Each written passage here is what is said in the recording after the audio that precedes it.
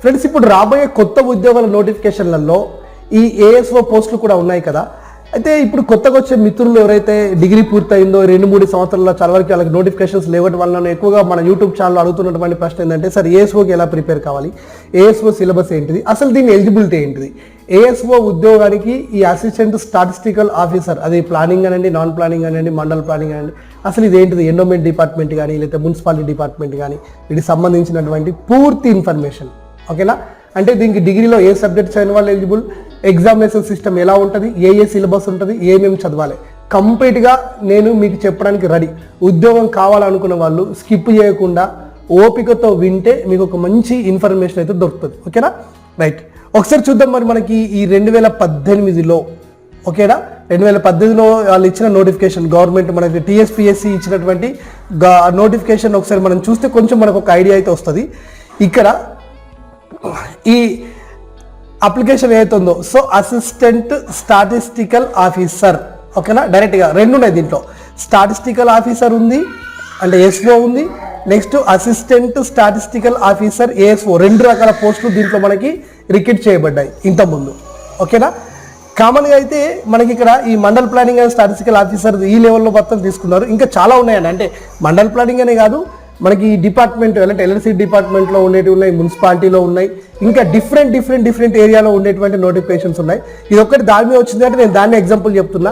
అంటే నోటిఫికేషన్ ఏమంటారు, ఏ శాఖలో వచ్చినా కానీ, అంటే గవర్నమెంట్లో ఏ శాఖలో ఈ పోస్టులు ఖాళీ అయినా, అంటే ఎండోమెంట్ డిపార్ట్మెంట్ కానీ ఇంకా ఏ డిపార్ట్మెంట్ ఖాళీలైనా, సెక్రటేరియట్లో కూడా ఖాళీ అయినా, సిలబస్ అయితే ఇదే ఉంటుంది, రూల్స్ రెగ్యులేషన్స్ అయితే ఇదే ఉంటాయి.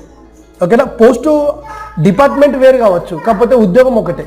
Okay, right. ఇప్పుడు కామన్గా మనం చూద్దాం, ఈ స్టాటిస్టికల్ ఆఫీసర్ కానీ అసిస్టెంట్ స్టాటిస్టికల్ ఆఫీసర్ కానీ ఉండాల్సినటువంటి క్వాలిఫికేషన్ ఏంటంటే, కామన్గా డిగ్రీ అయితే 18 years క్రాస్ అయి ఉండాలి అనేది మనకు తెలుసు. ఇకపోతే ఇయర్ 44 అనేది ఇంతకుముందు మనకు ఉండే, ఇప్పుడు ఏకంగా ఇది 54 దాకా వచ్చేసింది, 59 దాకా వచ్చేసింది కొద్ది మందికి అయితే. దీని గురించి మనకి డిస్కషన్ పెద్దగా అవసరం లేదు, ఎందుకంటే చిన్న ఏజ్ ఉన్న వాళ్ళు ఎక్కువ మంది అప్లై చేస్తారు కాబట్టి. చూడండి, first bachelor degree with statistics as one of the main subject. అంటే డిగ్రీలో statistics, MSTCS, maths, statistics, computer science చదువుతారో వాళ్ళకి ఎలిజిబిలిటీ ఉంది. లేకపోతే ఒకవేళ వాళ్ళు కాకపోతే bachelor degree with mathematics, statistics, maths ఉండి మ్యాథ్స్తో పాటు స్టాటిస్టిక్స్ అనేది వీళ్ళకి 1 year స్టాటిస్టిక్స్ కానీ 2 yearలో 2 సంవత్సరాల స్టాటిస్టిక్స్ ఉన్నా కానీ దీనికి ఎలిజిబులే. ఓకేనా? అంటే మ్యాథ్స్తో పాటు స్టాటిస్టిక్స్ 3 సంవత్సరాల కోర్సు ఉన్న ఎలిజిబులే, 1 year లేదా 2 year ఉన్నా కానీ ఎలిజిబులే. అలా కాకపోతే బ్యాచిలర్ డిగ్రీ విత్ ఎకనామిక్స్, అంటే బీఏ కావచ్చు ఇంకేదన్నా కావచ్చు, ఎకనామిక్స్ అనేది ఒక సబ్జెక్ట్గా ఉండి, రైట్, దాంతోపాటు స్టాటిస్టిక్స్ అనేది వాళ్ళకి ఎక్కడన్నా ఒక దగ్గర ఫస్ట్ ఇయర్ కానీ సెకండ్ ఇయర్ కానీ ఒక 1 year or 2 years ఏదైనా ఒక దగ్గర స్టాటిస్టిక్స్ పేపర్ ఉండాలి. బెస్ట్ ఎగ్జాంపుల్ ఇప్పుడు ఇది మనకి బీకామ్ వాళ్ళకి తీసుకోండి. సో బీఏ వాళ్ళకి బీఏలో ఎకనామిక్స్ తీసుకుంటారు, ఫస్ట్ ఇయర్లో సెకండ్ ఇయర్ స్టాటిస్టిక్స్ ఒక పేపర్ కూడా తీసుకుంటారు. లేదా బీకామ్ వాళ్ళకి స్టాటిస్టిక్స్ ఒక పేపర్ ఉంటుంది, ఎకనామిక్స్ ఫస్ట్ ఇయర్లో ఉంటుంది కదా, అలా అనమాట. సో ఎకనామిక్స్తో పాటు ఇది ఈ స్టాటిస్టిక్స్ పేపర్ ఉండడం. లేదంటే బ్యాచిలర్ డిగ్రీ విత్ కామర్స్ అంటే బీకామ్ వాళ్ళు. సో బీకామ్ వాళ్ళకి స్టాటిస్టిక్స్ ఒక పేపర్ అనేది ఉండి, ఇది 1 year లేదా 2 year ఎక్కడ ఉన్నాయేం కాదు, 3 year ఉన్నాయేం కాదు. అంటే చాలా వరకు బీకామ్ వాళ్ళు దీనికి ఎలిజిబుల్ అవుతారు, ఎందుకంటే బీకామ్ వాళ్ళకి సెకండ్ ఇయర్లో స్టాటిస్టిక్స్ పేపర్ చాలా యూనివర్సిటీలు ఆఫర్ చేస్తున్నాయి. ఓకేనా? సో ఈ రకంగా అంటే ఏది ఏమైనా కానీ మళ్ళీ చెప్తాను, ప్యూర్ స్టాటిస్టిక్స్ వాళ్ళు ఎలిజిబులే, మ్యాథ్స్ స్టాటిస్టిక్స్ కంప్యూటర్ వాళ్ళు ఎలిజిబులే, లేదు ఎకనామిక్స్తో బీఏ వాళ్ళు స్టాటిస్టిక్స్ ఉన్న ఎలిజిబులే, బీకామ్తో స్టాటిస్టిక్స్ 1 సంవత్సరంలో ఉన్నా కానీ వాళ్ళు కూడా ఎలిజిబులే. ఓకేనా? లేకపోతే bachelor degree with the computer science with statistics, nothing but ఇక్కడ ఫిజిక్స్ స్టాటిస్టిక్స్ కంప్యూటర్ సైన్స్ కావచ్చు, మ్యాథ్స్ స్టాటిస్టిక్స్ కంప్యూటర్ సైన్స్ కావచ్చు, కెమిస్ట్రీ స్టాటిస్టిక్స్ కంప్యూటర్ సైన్స్ కావచ్చు. ఓకేనా? యా. సో ఇదంటే ఎలక్ట్రానిక్స్ స్టాటిస్టిక్స్ కంప్యూటర్ రకరకాల కాంబినేషన్లో తీసుకుంటారు, అలాంటి వాళ్ళు కూడా దీనికి ఎలిజిబులే. ఇది తప్ప ఇంకా అడిషనల్ ఏమీ లేదు, అంటే ఇక్కడ ఈ కోర్స్ ఉండాలి, టైప్ రైటింగ్ ఉండాలనో ఇంకేది కూడా లేదండి. ఇది మీకు ఎలిజిబుల్ అయితే మీరు చూసుకోండి. సో కామన్గా ఇక్కడ దాకా అయితే ఓకే, రైట్. ఇక నెక్స్ట్ విషయం ఏంటంటే, ఏజ్ కామన్గా మీకు 5 సంవత్సరాలు రిలాక్సేషన్ తెలంగాణ గవర్నమెంట్ మొన్న రీసెంట్గా ఇచ్చిన దాని ప్రకారం అయితే 45 సంవత్సరాలు ఉన్న వాళ్ళు చాలా మంది రాసుకోవచ్చు, మనం దారి దాకా వెళ్ళట్లేదు. ఇకపోతే ఎగ్జామినేషన్ స్కీమ్, ఎగ్జామినేషన్ సిస్టంలో డైరెక్ట్గా వెళ్ళిపోదాం. రైట్, ఇక్కడ ఎగ్జామ్ వచ్చేసి మనకు 2 లెవెల్లో జరుగుతుంది. సో ఫస్ట్ వచ్చేసి general studies and general abilities. General studies అనే ఒక paper, Now this paper consists of 150 questions, 150 marks and 150 minutes. No negative marks. Next, statistics. ఈ స్టాటిస్టిక్స్ అనేది కామన్ పేపర్ అందరికీ. ఇక అంటే డిగ్రీలో స్టాటిస్టిక్స్ 1 year ఉందా, 2 year ఉందా, కంప్లీట్ ఇయర్ ఉందా, వీళ్ళు మ్యాథ్స్ బేస్తో కంప్యూటర్ తీసుకున్నారా, మ్యాథ్స్ బేస్ ఎలా అయినా సరే ఎలిజిబిలిటీ ఉన్న వాళ్ళందరికీ స్టాటిస్టిక్స్లో సపరేట్ పేపర్ అయితే ఉంటుంది. ఓకే, సో ఎటొచ్చి మళ్ళీ ఇది ఫైనల్గా ఎక్కువ మందికి యూజ్ అయ్యేది ఎవరికంటే ప్యూర్ స్టాటిస్టిక్స్ వాళ్ళకి యూజ్ అవుతుంది. ఎందుకు ప్యూర్ స్టాటిస్టిక్స్ వాళ్ళకి ఉపయోగపడుతుంది నేను చెప్తున్నానంటే, బేసిక్గా డిగ్రీలో ఫస్ట్ ఇయర్, సెకండ్, థర్డ్ ఇయర్లో ఉన్న 3 సంవత్సరాలు ఉన్న సిలబస్ ఇక్కడ ఇస్తాడు కాబట్టి దానివల్ల మిగతా సబ్జెక్ట్ వాళ్ళు కొంచెం ఇబ్బంది పడవచ్చు. కోచింగ్ తీసుకోవడమో నేర్చుకుంటే ఏదైనా వస్తుంది, రాందేది లేదు, కానీ ఒక ఆలోచన చెప్తున్నాను. So again year 150 questions, 150 minutes and 150 marks. So ఓవరాల్గా పేపర్ 1, పేపర్ 2 300 marks, ఈ multiple choice and the question paper is in English and Telugu medium, రెండింటి కూడా బైలింగ్వల్ వస్తుంది. ఇప్పుడు మనం ఒకసారి పేపర్ 1 సిలబస్ చూద్దాం. స్టాటిస్టిక్స్ సంబంధించినట్టు అంటే statistical officer, assistant statistical officer సంబంధించిన పేపర్ 1 సిలబస్ చూసుకుంటే, so general studies and general ఎబిలిటీస్లో వచ్చేసి first current affairs, regional, national and international ఉంటుంది. ఓకేనా, అయితే ఎండింగ్లో దీని బుక్స్ చెప్తాం, మళ్ళీ ఏ బుక్స్ చదవాలి, దేన్ని రిఫర్ చేయాలని ఎండింగ్లో చెప్తాను.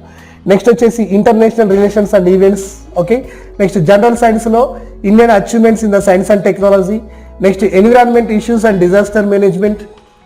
Next economy of India and Telangana. Next geography of India with the focus on Telangana.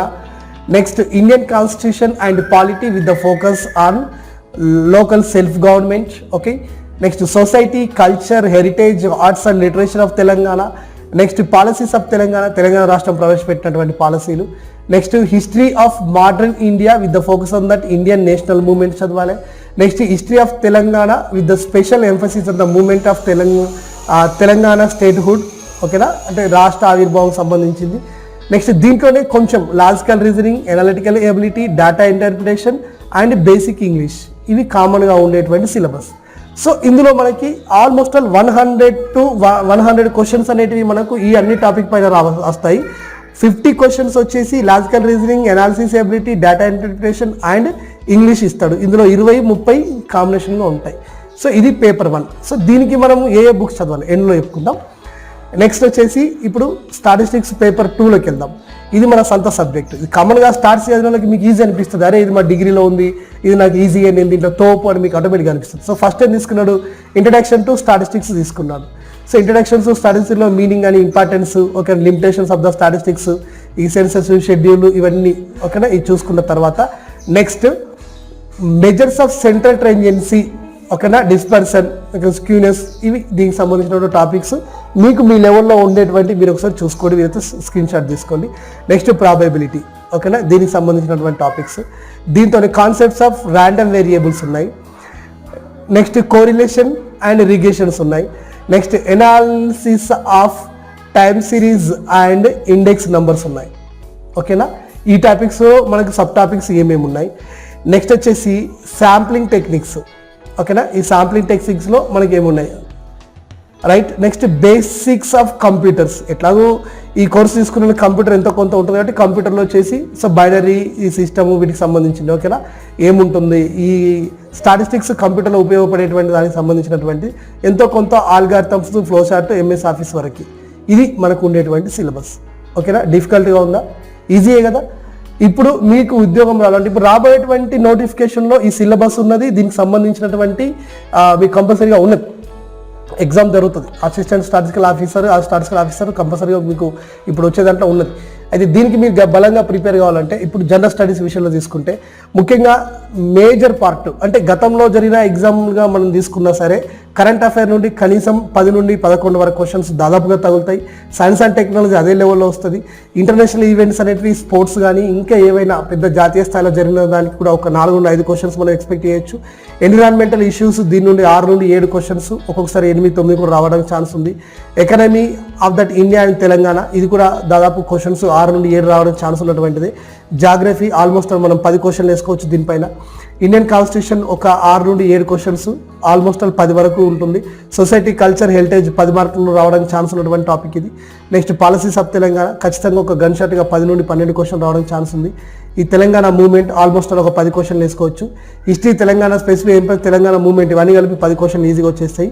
Logical reasoning and analytical ability, data information ఒక 15-20 మార్కులు ఇది, 25 మార్కులు ఇది వస్తే ఒక 25 మార్కులు బేసిక్ ఇంగ్లీష్. సో దీనికి మనం ఏ బుక్ చదవాలి? నిజానికి ఒకే ఒక బుక్ కొనుక్కొని మార్కెట్లో ఉన్న చదువుతామంటే ఇప్పుడు కొత్త డిగ్రీ అయిపోయే వాళ్ళు, 2-3 నెలల కింద డిగ్రీ అయిపోయిన వాళ్ళకి కాంపిటేటివ్ ఎగ్జామ్ స్పిరిట్ తెలియని వాళ్ళు, ఆ ఎగ్జామ్కి ప్రిపేర్ అయ్యేటువంటి విధానం తెలియని వాళ్ళు చాలామంది ఏం చేస్తారంటే ఏలబర్తలే అవుతారు. డైరెక్ట్గా ఏమనుకుంటామంటే డిగ్రీ కాలంలో మనం చదువుతున్నప్పుడు క్వశ్చన్ టు ఆన్సర్ మెటీరియల్ దొరికినట్టుగా, విక్రమ విజిఎస్ గైడ్ దొరికినట్టుగా చదివితే వచ్చే ఉద్యోగాలు కావాలండి ఇవి. Now you can understand that it is purely competitive exam. It is not an annual exam.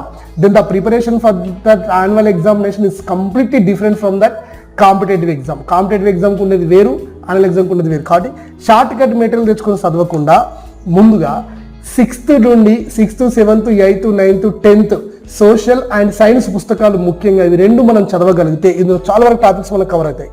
ఓకేనా? ఇప్పుడు మీరు Telangana history movement 8th class నుండి మొన్న క్వశ్చన్స్ అడిగండి, దీంట్లో 9th క్లాస్ నుండి 2 క్వశ్చన్లు తగిలినాయి, 10th క్లాస్ నుండి ఏకంగా 6 క్వశ్చన్స్ తగిలినాయి మనకు బిట్స్.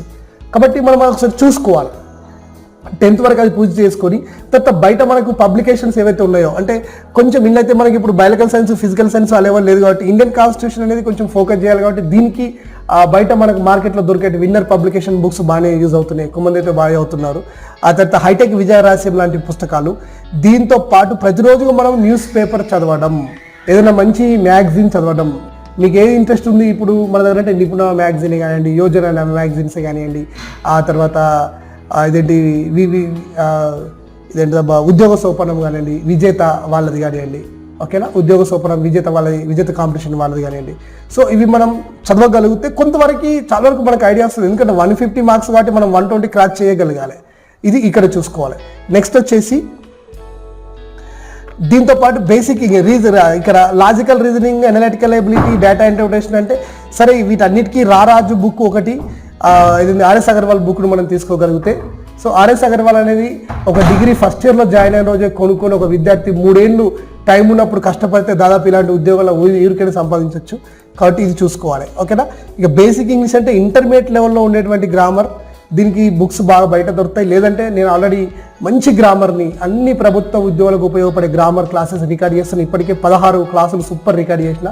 మీరు మన మోడల్ ఐడియాస్ యూట్యూబ్ ఛానల్ లేదా ఇంగ్లీష్ గురురాజ్ యూట్యూబ్ ఛానల్లో ఈ వీడియోస్ ఉంటాయి, మీరు దాన్ని చూడొచ్చు. ఓకేనా?